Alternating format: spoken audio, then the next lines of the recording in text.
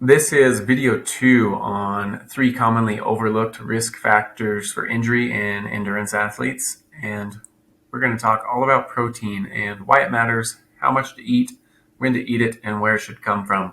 I feel pretty strongly at this, and probably much to the frustration of my wife. I can be a little bit anal about this topic sometimes and really picky about how much we're eating at home.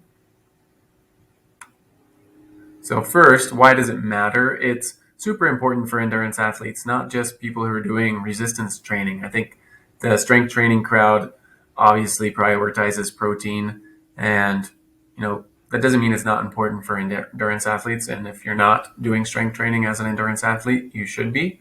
That is another thing that is going to increase your risk for injury anyway.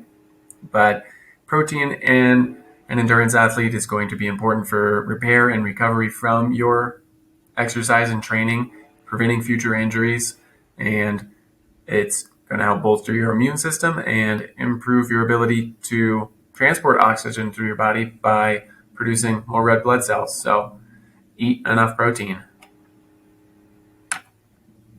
This is also, I blocked that with my face down there, but this is also a review of recommendations by people who are way smarter than me. So there are a host of people who have devoted their life and research to this topic, and I don't think there are is a lot of room for opinions on the topic of nutrition. It's so full of dogma that people eat a certain way just because their belief system is almost formed around it. But listen to the research and don't be something you're not. So with that, I mean, don't pretend you're a researcher if that's not your background. Listen to the people who are and apply what they have learned and discovered to your life here. And I like this phrase called strong convictions loosely held. So I've changed the way I eat a number of times through my life based off the evidence in front of me. And I will continue to do that as I learn new things. So, do what we have with the best information available and be willing to change when new information proves something that you previously followed wrong.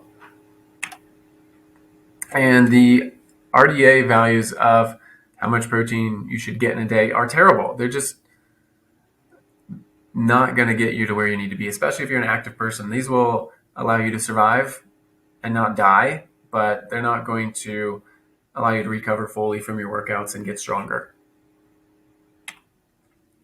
As a runner, minimum, you want to be 1.6 grams of protein per kilogram of body weight, and the top end of that is around 2 grams of protein per kilogram. So, quick example, 150-pound runner, doing the math, they're going to want to be in this 108 to 136 gram of protein per day range. And then into the next slide here, when should you eat your protein? In research by Don Layman, it has been shown that you should prioritize your first and last meal of the day. And you want to make sure you get at least 35 grams of protein in your first and last meal, because that will help trigger anabolism in your body. So anabolism, most simply, is where you're going to grow and build more muscle and repair your body. And catabolism is the breakdown and recycling of your muscle tissue.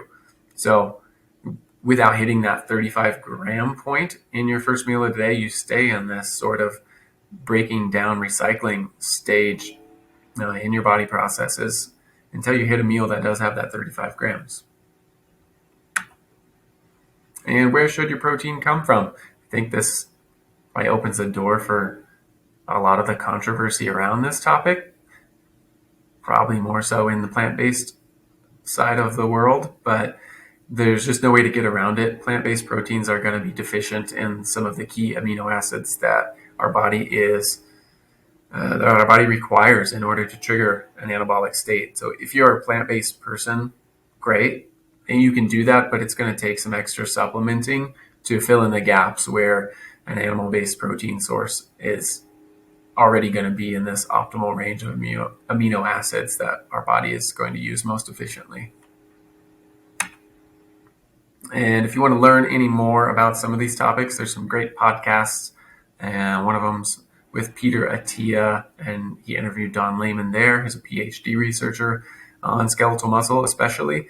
And then another one on Huberman Lab podcast with Andrew Huberman and Dr. Lane Norton. So give those a listen if you want to learn more. They're pretty deep dives. Each of them is a couple hours plus. So plug it in sometime while you're eating a hefty protein packed meal and treat your body the right way by eating enough protein.